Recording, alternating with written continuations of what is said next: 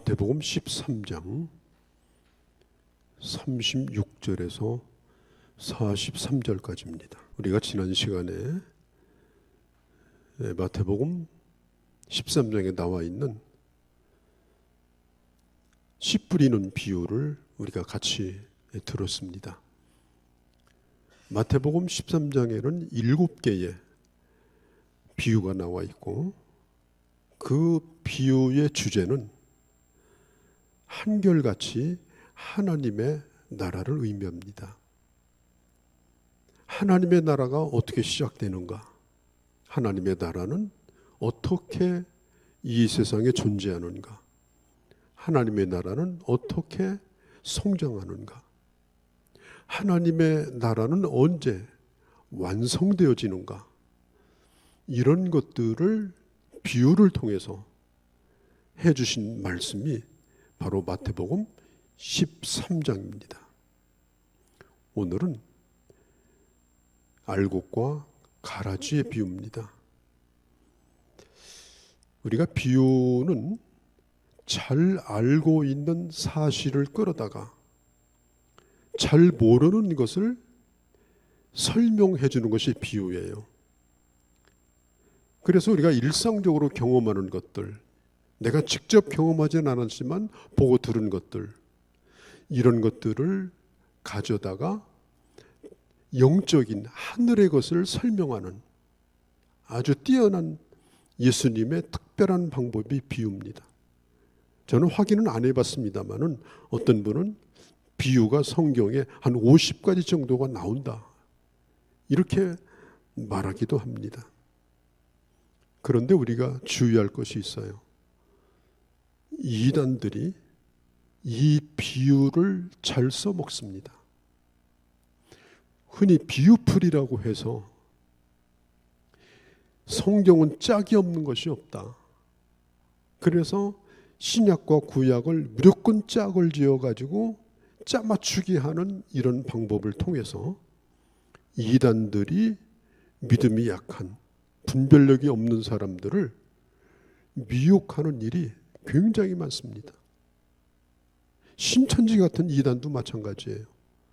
신천지의 특징이 뭐냐? 비유풀이에요. 그래서 우리가 이 비유를 읽고 충분한 설명을 해줄 수 있는 그런 교사나 설교자에게 가르침을 받지 아니하고 내 자의로 이 비유를 풀든지 아니면 이상한 사람들의 얘기를 듣고 이 비유의 얘기를 잘못 배우게 되면 이게 매우 엄청난 나쁜 결과를 가져오게 되는 거예요. 특별히 비유풀이 가운데 이 알레고리카라는 것, 흔히 말하는 영적인 해석, 영해라고 하는 영적인 이 해석 방법이 때로는 유익하지만 대단히 위험할 수 있다. 암호를 해석하듯이 이 단어나 문자를 풀어나가는 방법, 이걸 우리가 조심해야 됩니다. 분명히 성경에 나와 있어요. 예를 들면 좋은 씨앗을 뿌리는 사람은 예수님, 밭은 세상 혹은 교회, 좋은 씨앗은 천국의 아들, 가라지는 악한 자의 아들, 가라지를 뿌린 자는 원수, 추수때는 세상 끝, 추수꾼은 천사들. 다 나와 있어요. 나와 있으니까 이것 따라서 그냥 해석을 하면 된다. 여러분, 성경과 오늘은 2000년이라고 하는 터울을 가지고 있습니다. 어떻게 보면은 이 말씀을 해석해 주는 교사나 설교자는 2000년 전과 오늘의 다리를 놓아주는 그런 역할을 해주는 거예요. 2000년 전의 사람들의 생활의 모습과 우리와는 환경 자체가 전혀 다릅니다. 상황이 다릅니다.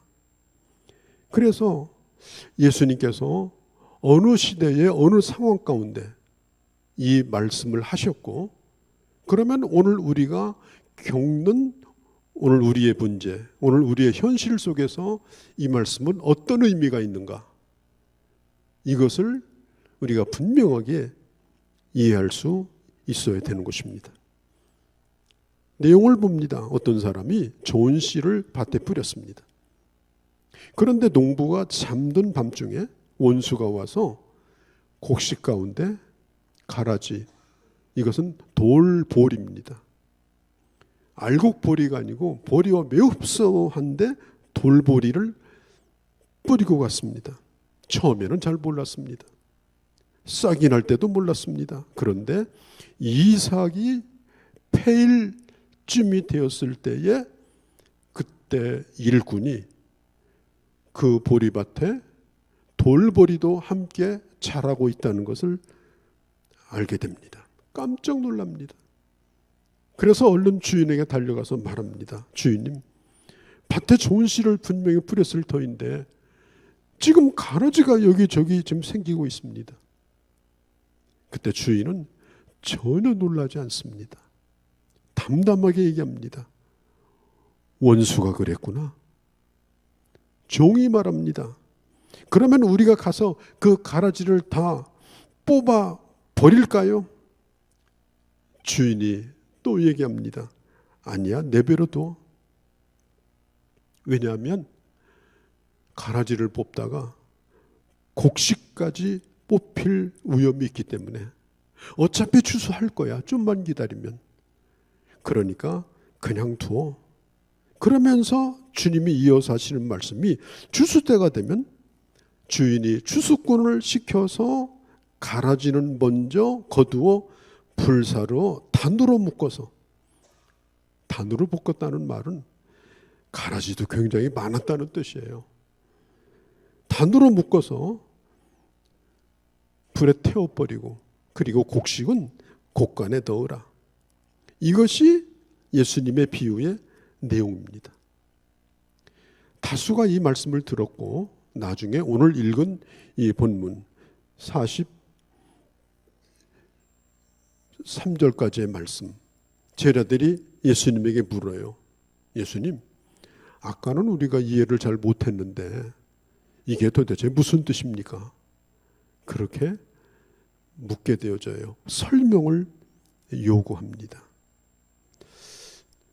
이 가라지라고 하는 것은 독보리예요. 보리와 아주 흡사한데 독성이 있어요. 먹으면 배탈이 나요. 심지어는 죽을 수도 있어요. 얼마나 흡사한지 자라날 때는 잘 몰라요. 저도 어릴 때 아버지를 도와서 김매기를 했는데 이 피라고 하는 게 벼 사이에 자라납니다. 그런데 벼는 줄기가 좀 이게 납작해요.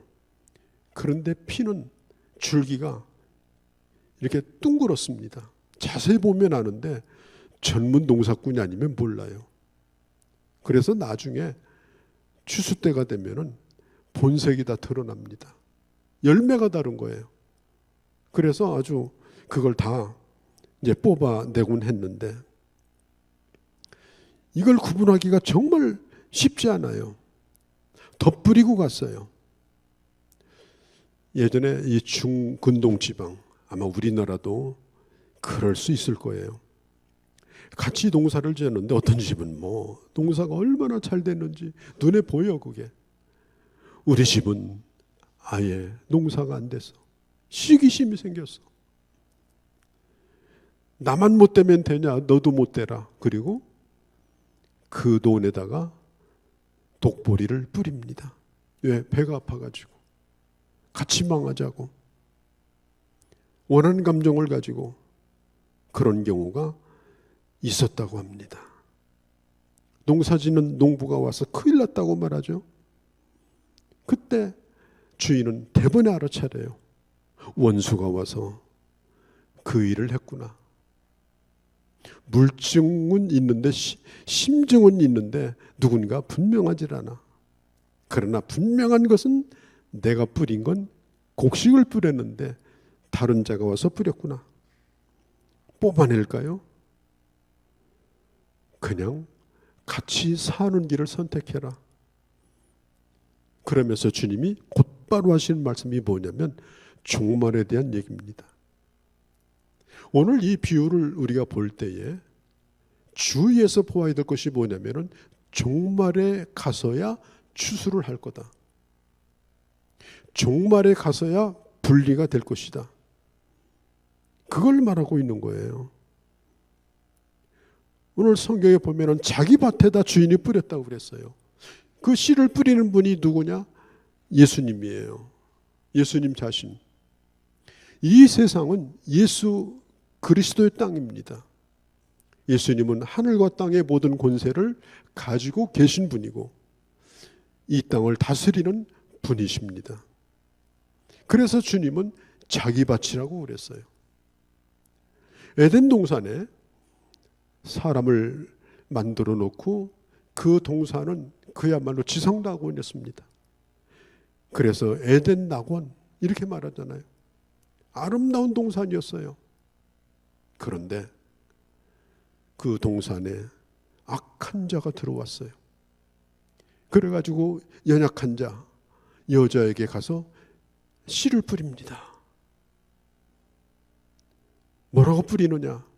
너 선악과 따먹으면 네가 하나님보다 더 지혜로울까 봐서 하나님께서 못 먹게 한 거야. 하나님은 그런 분이야. 하나님은 속이 좁아. 그러니까 너 따먹어. 그거 안 따먹으면 바보지. 이렇게 얘기를 했습니다. 마음에다가 씨를 뿌리는 거예요. 그러니까 그 씨가 나도 모르게 점점 자라나요. 자라나지 못하게 그걸 뽑아버리든지 제거해야 되는데 계속 그 생각을 하는 거예요. 심겨진 잘못된 생각. 그리고 그 생각에 점점 빠지자 그 생각이 점점 커집니다. 나중에는 이제는 그렇게 꼭 하고야 말겠다라고 하는 그런 단계까지 올라가게 돼요. 그래서 결국은 그 과일을 따먹습니다. 그 동산에서 쫓겨났어요. 아담과 하와가 그 동산에서 쫓겨나자 그 동산은 엉겅퀴가 나는 그야말로 독보리가 나는 그런 땅이 되어버리고 말았습니다. 오늘 우리가 살고 있는 이 세상에는 아군만 있는 것이 아닙니다. 우리가 잘 되기를 바라는 자만 있는 것이 아닙니다. 끊임없이 우리를 엿보면서 우리 생각 속에 우리의 삶 속에 또 이 세상 속에 교회 속에 이 악의 씨앗을 뿌리면서 그것이 자라나도록 계속 부추기면서 결국은 그 사람을 심판에 이르도록 하려고 하는 이런 악한 세력이 분명히 있는 것입니다. 여러분, 교회가 얼마나 소중합니까? 그래서 주님은 교회를 뭐라고 그랬어요? 심지어 교회는 나의 몸이다. 내 몸만큼 소중한 게 어디 있어요? 주님은 교회를 주님의 몸이라고 부를 정도로 주님은 교회를 소중히 여겼습니다. 그러면 그 몸이 나쁜 것이 없어야 되잖아요. 그런데 어느 날 암세포가 자랍니다. 어느 날 혹이 이만하게 자랍니다. 주님의 몸임에도 불구하고 교회 안에 이런 가라지가 얼마든지 은밀하게 잠복하고 은밀하게 자라면서 그 몸을 해칠 수가 있다라고 하는 거예요. 세상도 마찬가지입니다. 성경에서 말하는 세상은 코스모스예요. 하나님이 만든 세상은 본래 아름다운 세상입니다. 그런데 이 세상이 복잡하게 됐어요. 진실과 가짜가 지금 뒤섞여서 삽니다. 어떤 사람인지 악한지 어떤 사람이 선한지 알 수가 없습니다. 악인과 더불어 삽니다. 지나가다가 칼에 찔립니다. 그런 세상을 지금 우리가 살고 있어요. 진짜와 가짜를 구분하기가 정말 어렵습니다. 가짜가 얼마나 가짜인지 진짜처럼 보입니다. 진짜가 얼마나 진짜하고 똑같은지 사람들이 볼 때는 저건 가짜라고 의심을 할 정도예요. 제가 어느 카페에 갔는데 그 출입구에 얼마나 싱싱한 그 나무가 거기 서 있는 거예요. 그래서 같이 들어가는 분하고 얘기를 했어요. 저거 분명히 만든 걸 거야. 이 어둠 속에서 색이 저렇게 좋을 리가 없어. 색깔 낸 거야. 그리고 지나가다가 쓱 만져보니까, 손톱으로 꽉 눌러보니까 거기에서 물이 나오는 거예요. 진짜가 너무 진짜 같으니까 지금은 진짜가 가짜로 의심을 받는 정말 기가 막힌 세상을 지금 살고 있어요.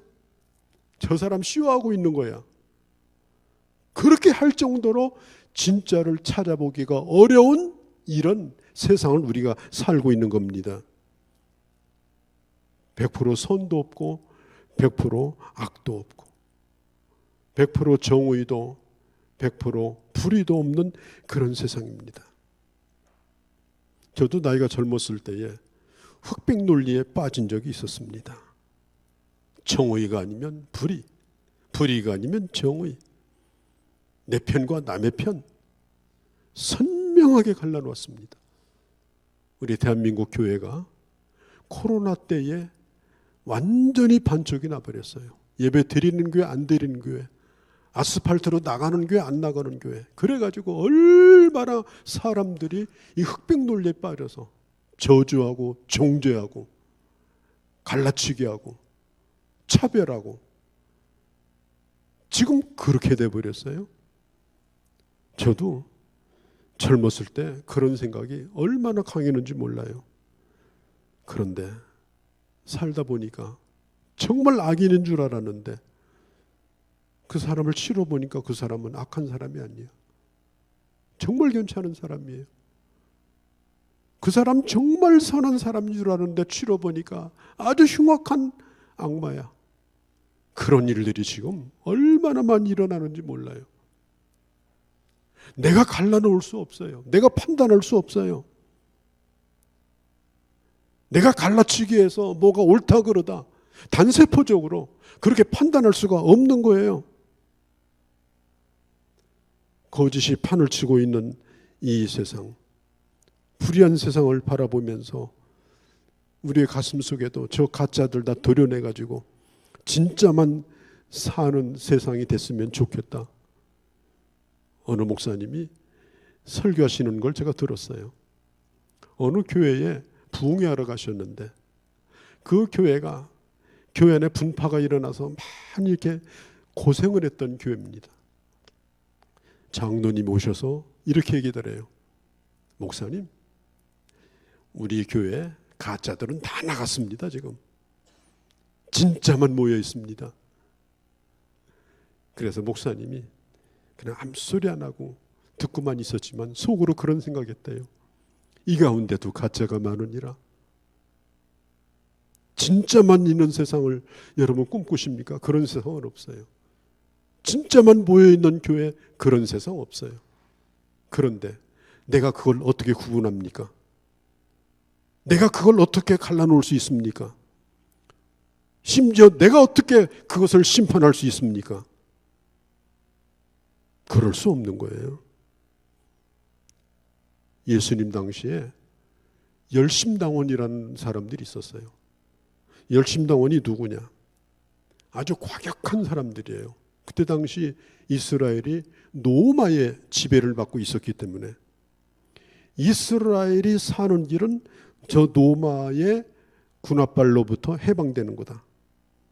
그래서 구테타를 일으키든지 혁명을 해서라도 저 로마 놈들을 쫓아내야 된다. 이런 생각을 가지고 있는 사람들이 있었어요. 그래서 이 사람들은 항상 품에 칼을 품고 다녔고 그리고 적개심에 불타올랐어요. 바리새인들도 마찬가지예요. 종교적인 아주 철저한 결벽증에 걸린 사람들이에요. 나는 절대로 무흠하다. 나는 절대로 무결점이다. 그런 자아도취에 빠진 사람들이 이게 바리새인들이에요. 자기들만 옳다고 생각해요. 예수님께서 누구에게 막 저주하고 욕하신 적이 별로 없는데요. 성경 어디를 찾아보면 20절 이상을 바리새인들에게 주님이 저주하십니다. 20절 이상을. 숨도 안 쉬고 저주하시는 거예요. 자기들은 자기들이 옳다고 생각하고 다른 사람을 저주하고 있었지만 그들이 주님 앞에 심판받아야 될 자임을 주님이 몰랐던 거예요. 우리만 옳고 우리만 바르다. 그리고 저자들은 다 뽑아놔야 된다. 심지어 그 사람들이 어떻게까지 했는지 아세요?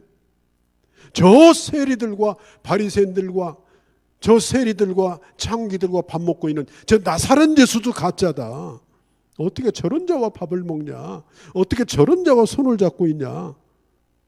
그러면서 예수님도 공격을 하던 사람들이 이 사람들이 바리새인들이에요. 예수님이 겟세마네 동산에서 마지막 밤에 붙들리시던 날도 베드로의 허리춤에 칼이 있었어요. 베드로도 그런 부류의 사람입니다. 예수님의 제자 가운데 시몬이라는 제자가 있었는데 이 사람도 열심당이에요. 이 사람 허리춤에도 칼이 있었어요. 제자들 가운데도 칼 품고 사는 사람들이 있었다고요. 야고보와 요한은 사랑의 사도라고 말하죠. 한 번은 야고보와 요한이 예수님에게 와서 아주 얼굴이 벌게가지고 이렇게 얘기합니다. 어떻게 예수님이 지나가는데 예수님 말씀을 안 듣고 저렇게 뻣뻣해, 저거 말이 안 됩니다.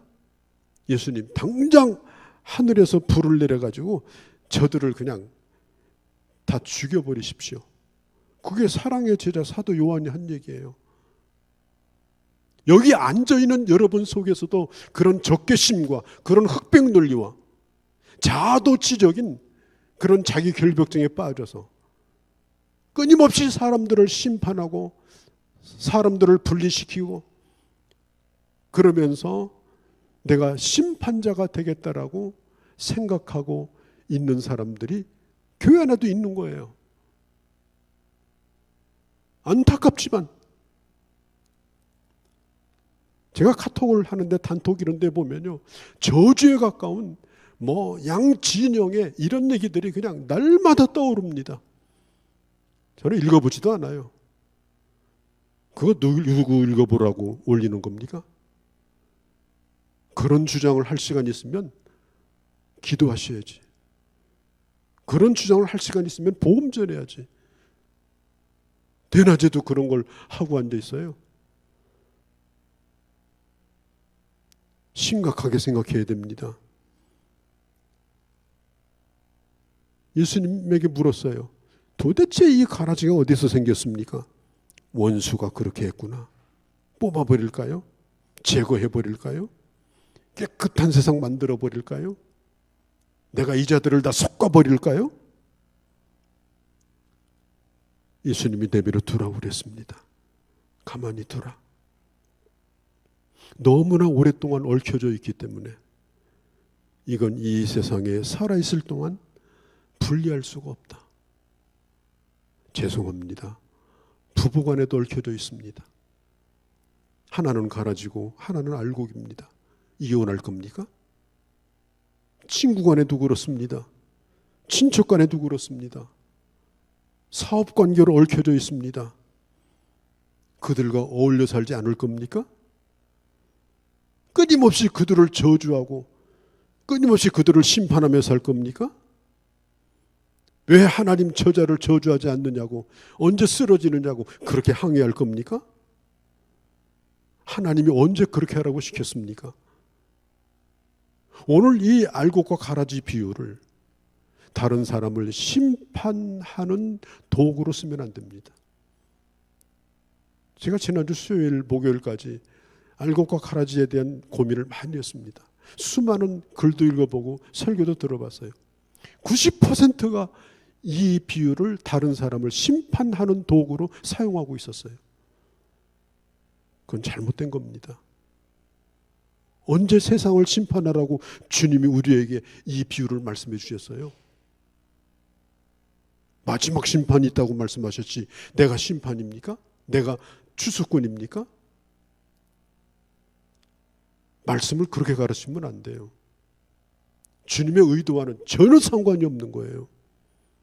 분명한 것은 뭐냐면 종말은 올 것이고 반드시 심판은 있을 것이고 취소되거나 어떤 것도 간과되지 않는다. 종국적인 심판이 있을 것이다. 연장될 뿐이다.